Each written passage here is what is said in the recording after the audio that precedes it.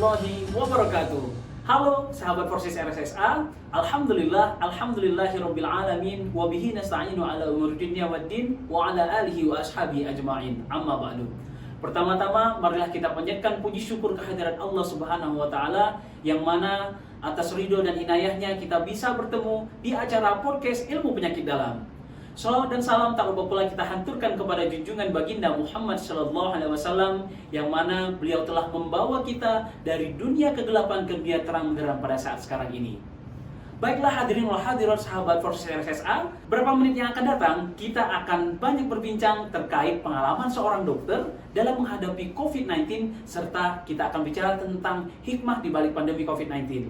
Dengan narasumber, siapa lagi kalau bukan Dr. Rahmat. Ya, Assalamualaikum Dr. Rahmat. Oh ya, berarti saya saya bicara dokter apa manggil dokter apa bapak ini? Pak aja. Pak aja ya. Baik sahabat Forsis RSSA, ini Pak Rahmat adalah seorang dokter yang dulu relawan pada saat awal pandemi, saat kita mungkin susah untuk mencari relawan, tapi beliau adalah orang yang pertama di garda termasuk dalam garda terdepan dalam memerangi COVID-19. Ya, bisa diceritakan Pak Ahmad bagaimana pengalamannya waktu itu?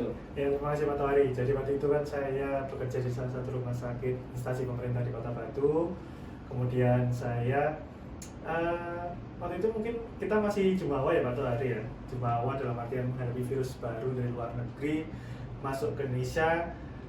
Masih sudah banyak virus Indonesia dan yakin nih virus luar masuk ke Indonesia masih seperti itu. Iya benar. Waktu pertama kali datang ya kita kayak virus apaan sih itu kan. Sedangkan kita sudah biasa dengan TB ya, TBC segala macam gitu ya.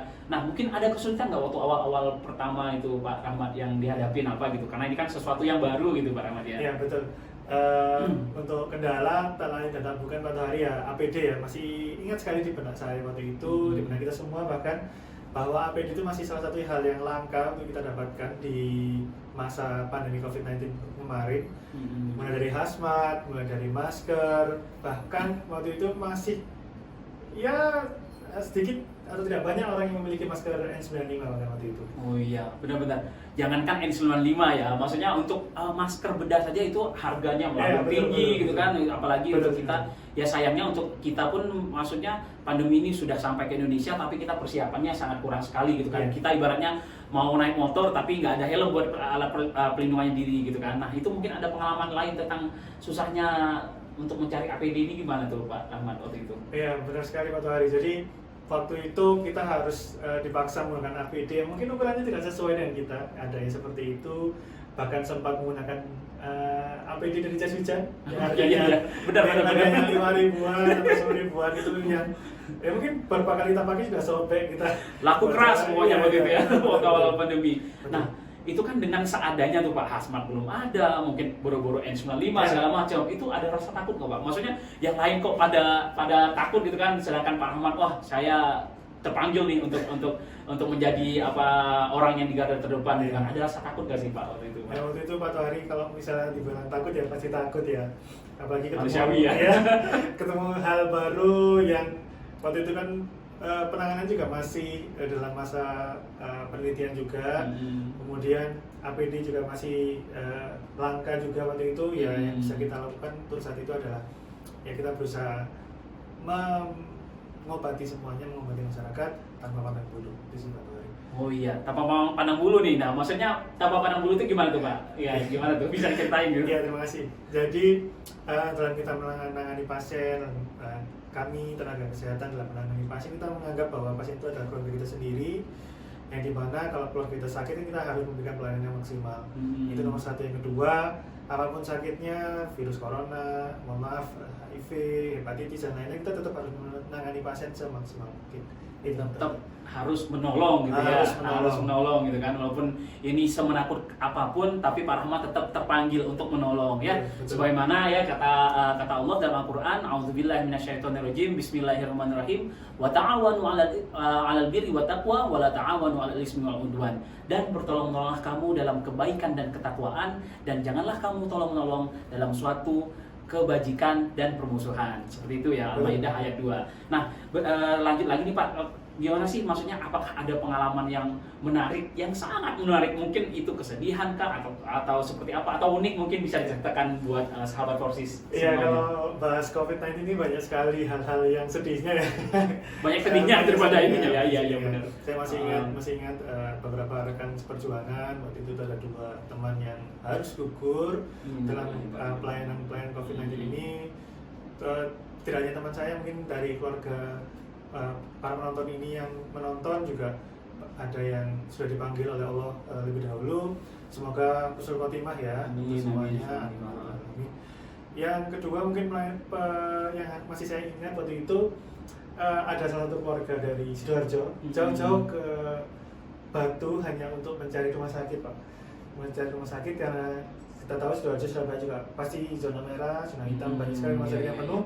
Dan ya dengan keterbatasan kita terpaksa memberikan pelayanan yang bisa kita lakukan pada waktu itu, tidak semaksimal waktu itu. Ya waktu itu ya maksudnya pandemi baru pertama kali, sedangkan Indonesia mohon maaf masih belum, fasilitasnya belum ini ya, belum maksimal begitu kan. Jadi ibaratnya kasusnya banyak tapi kapasitas kita tidak ini ya, apalagi tenaganya, kemudian kapasitasnya seperti itu ya. Nah, pernah ada mungkin ada pengalaman dimarah-marahin kah, atau misalnya apa, ada pengalaman yang seperti itu Pak, mungkin bisa diceritakan? Iya. Kalau masalah dimarah-marah ini masalah makanan sehari-hari ya. Sering ya? Kita sering ya. Mulai dari Bu, ini bapak ibunya harus dimasukkan ke ruang isolasi. Ini bukan COVID dok, ini dan lain sebagainya. Masih nggak percaya gitu, ada yang percaya. Masih ada. Kemudian masalah maaf pemakaman COVID ini juga masih hal yang problematik ya untuk di era pandemi COVID. Benar. Iya, maksudnya saya juga pribadi pernah punya pengalaman tuh, maksudnya bagaimana kita sudah mengedukasi bagaimana proses pemakaman COVID dan lain-lainnya. Mungkin keluarga atau pasien menerima, tapi mungkin orang-orang di rumah atau masyarakat di sekitar tidak menerima, bahkan ada penolakan jenazah itu sangat sedih sekali gitu ya. Tapi memang ya benar adanya seperti itu ya. Nah, tapi kalau bicara tentang pengalaman ada yang tidak percaya atau nggak percaya, ada nggak maksudnya yang lucu mungkin bisa diceritakan ke kita? Kasihan nih, sedih-sedih terus yang diceritain ya, mungkin ada pengalaman lucu terkait itu, ada yang nggak percaya gitu kan. Ya banyak ya. Kalau misalnya bahas yang nggak percaya ini lebih banyak yang nggak percaya. Banyak yang percaya ini jangan awal itu ya, benar sekali. Ya hal simpel ya, saat saya ke mana gitu atau di rumah sakit ketemu pasien, ada keluarganya nggak pakai masker, Pak pakai masker ya, pakai masker. Tuh bahkan sempat saya belikan waktu itu, saya belikan masker, biasanya ketemu nggak pakai masker lagi. Ih, kepes gimana gitu, kayak gitu Pak.